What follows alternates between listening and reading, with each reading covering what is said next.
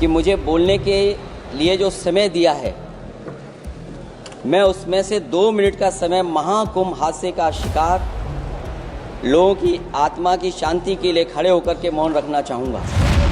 आंकड़े देने से पहले महाकुंभ में मरने वालों के आंकड़े भी दे दें।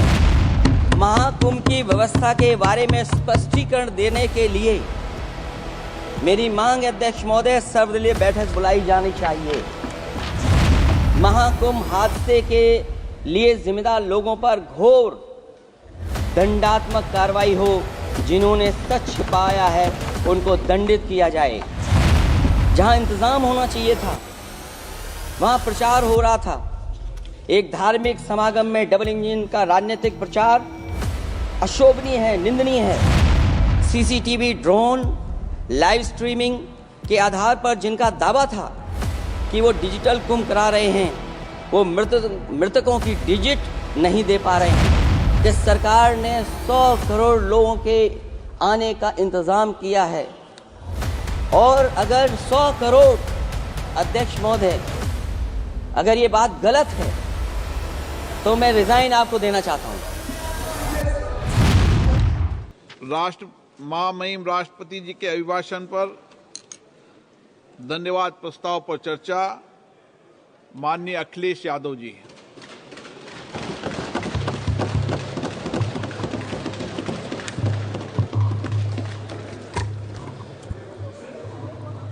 अध्यक्ष महोदय, मैं आपका धन्यवाद देता हूं कि आपने मुझे महामहिम राष्ट्रपति जी के अभिभाषण पे बोलने का मुझे समय दिया है। अध्यक्ष जी, मैं सबसे पहले आपका अभिनंदन एवं अभिवादन करते हुए आग्रह करना चाहूँगा कि मुझे बोलने के लिए जो समय दिया है, मैं उसमें से 2 मिनट का समय महाकुंभ हादसे का शिकार लोगों की आत्मा की शांति के लिए खड़े होकर के मौन रखना चाहूँगा। अगर किसी अन्य को भी सच्चे मन से मृतकों के प्रति सच्चा भाव है तो वो भी हमारे सांसदों के साथ खड़ा होकर के ये मौन श्रद्धांजलि अर्पित कर सकता है। माननीय सदस्य अध्यक्ष महोदय, अगली लाइन अध्यक्ष महोदय, ये विषय अध्यक्ष महोदय, आप सीनियर लीडर हैं। अध्यक्ष महोदय, ये अधिकार आपका है। कभी नहीं रही। ये मैंने विषय मेंशन करते हुए भरोसा है इस विषय पर मौन कर दिया था, इसलिए अध्यक्ष का अधिकार है। हाँ, मैं वही अध्यक्ष महोदय, ये जो बात मैं शुरू कर रहा हूं, जहां मैंने मौन 2 मिनट के लिए श्रद्धांजलि की बात की है, ये अधिकार मेरा नहीं है अध्यक्ष महोदय, ये अधिकार आपका है। मुझे पूरा भरोसा है आप पर कि जब अभिभाषण की चर्चा खत्म हो रही होगी उस समय 2 मिनट का मौन श्रद्धांजलि जरूर दी जाए जो श्रद्धालुओं की जान गई है। नहीं अध्यक्ष महोदय, नहीं अभी 1 मिनट आप लोग कुछ मत बोलो। नहीं कुछ नहीं। अध्यक्ष महोदय, अभी तो अध्यक्ष महोदय मैंने बात शुरू नहीं की है, और जिन लोगों को तकलीफ है और जिनको दुख होना चाहिए उनके बारे में मैं, हालांकि वो बाद में कहना चाहता था महाकुंभ के बारे में, लेकिन अध्यक्ष महोदय क्योंकि बहुत सारे माननीय सदस्य ये सुन नहीं सकते हैं, इसलिए मैं बात वहीं से शुरू करता हूं। आप देश के परम अभिभावक होने के नाते हमारा आपसे अनुरोध है कि जहां सरकार बजट के आंकड़े लगातार दे रही है, और जब मैंने अभिभाषण पढ़ा अध्यक्ष महोदय, बहुत सारे आंकड़े सरकार ने दिए हैं। आंकड़े देने से पहले महाकुंभ में मरने वालों के आंकड़े भी दे दें। महाकुंभ की व्यवस्था के बारे में स्पष्टीकरण देने के लिए मेरी मांग अध्यक्ष महोदय, सर्वदलीय बैठक बुलाई जानी चाहिए। महाकुंभ आपदा प्रबंधन व खोया पाया केंद्र की जिम्मेदारी सेना को दी जाए। महाकुंभ हादसे के शिकार लोगों की मृत्यु घायलों का इलाज, दवाइयों, डॉक्टर, भोजन पानी, परिवहन की उपलब्धता का आंकड़ा संसद में पेश किया जाए। महाकुंभ हादसे के लिए जिम्मेदार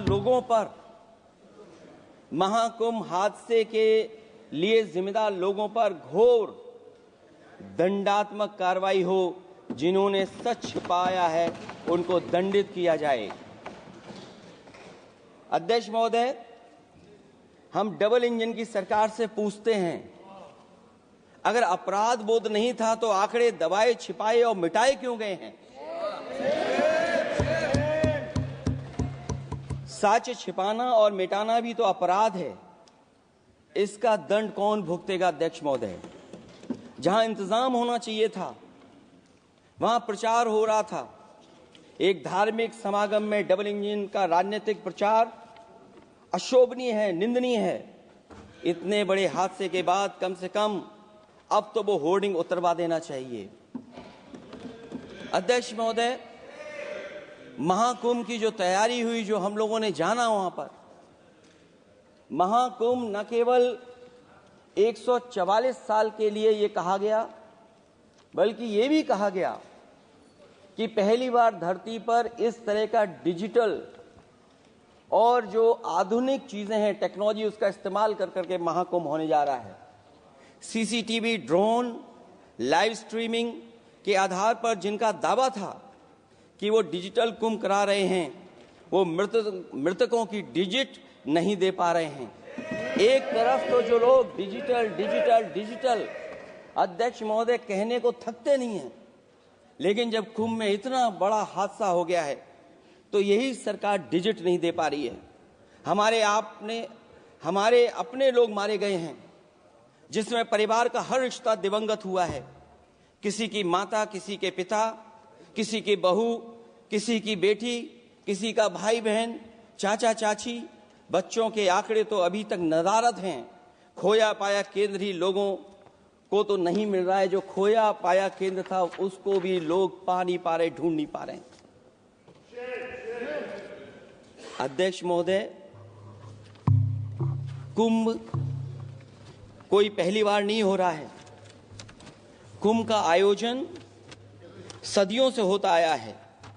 हमारे पौराणिक और हमारे इतिहास के दस्तावेज ये बताते हैं कि समय समय पे जो भी सरकारें नहीं होंगी, जिसका भी राज रहा होगा अध्यक्ष महोदय, उसने महाकुंभ या इस तरह के कुंभ का आयोजन किया है। एक तरफ तो वो कि जो 144 साल बाद महाकुंभ होने जा रहा है, उसका इतना प्रचार किया। और मैंने तो कई टीवी इंटरव्यूज में, कई समाचार चैनलों पर ये बात सुनने में आई और सुनते रहे हम लोग कि सरकार ने 100 करोड़ लोगों के आने का इंतजाम किया है। और अगर 100 करोड़, अध्यक्ष महोदय, अगर ये बात गलत है तो मैं रिजाइन आपको देना चाहता हूं। अगर अध्यक्ष महोदय, ये माननीय सदस्य लोग अगर ये नहीं सुन पा रहे हैं तो मैं इनको एक एक को, आप नहीं गए स्नान करने, आप स्नान करने नहीं गए, इसीलिए इस तरह की भाषा का इस्तेमाल कर रहे हैं। अध्यक्ष महोदय, ये कहा गया कि 144 वर्ष के बाद ये हो रहा है।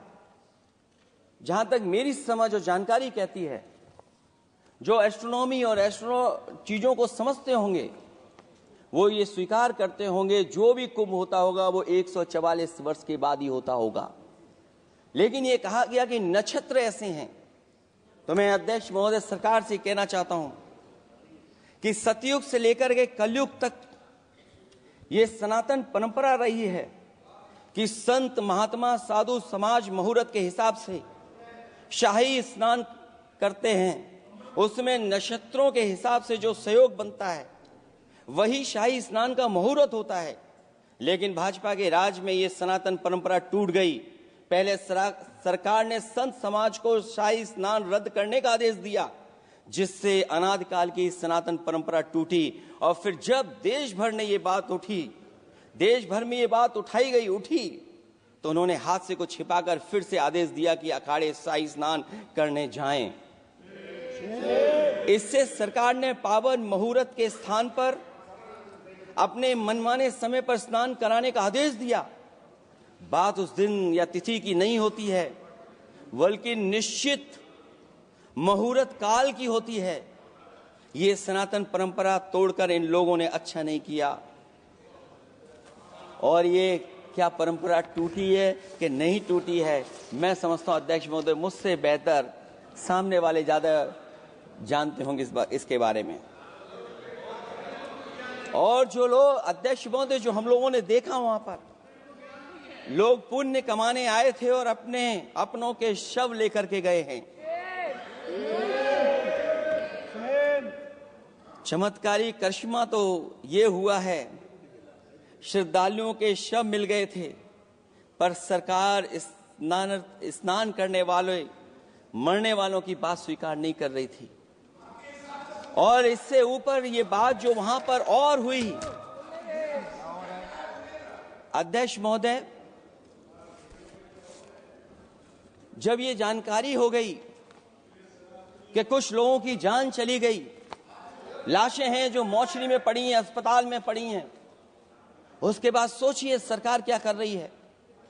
अपने सरकारी हेलीकॉप्टर में फूड भर करके फूलों को डालने का काम किया। सोचिए ये हमारी कहां की सनातनी परंपरा है। मैं जानना चाहूंगा सदन के माध्यम से हमारे माननीय सदस्य बताएं कि जहां लाशें पड़ी रही हों, न जाने कितनी चप्पलें पड़ी थीं, न जाने कितनी चप्पलें पड़ी थीं, न जाने कितने कपड़े पड़े थे, महिलाओं की साड़ियां थी, कपड़े थे,